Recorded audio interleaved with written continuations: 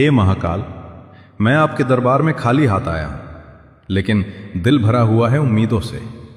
मुझे धन नहीं चाहिए, मुझे दिखावा नहीं चाहिए, बस इतना आशीर्वाद दीजिए कि मैं सही रास्ते पर चल सकूं। जब मन डगमगाए तो आप संभाल लेना, जब हिम्मत टूटने लगे तो मुझे अपनी शक्ति का एहसास कराना।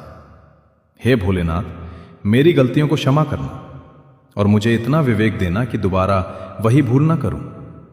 मेरे परिवार की रक्षा करना, मेरे सपनों को दिशा देना और मेरे कर्म ऐसे बनाना कि आपको मुझ पर गर्व हो। अगर कभी अहंकार आ जाए तो मुझे झुका देना, पर कभी मेरा विश्वास मत तोड़ना। आपके चरणों में ही मेरी शांति है, आपके नाम में ही मेरी ताकत है। मेरे जीवन का हर कदम आपकी इच्छा से चले।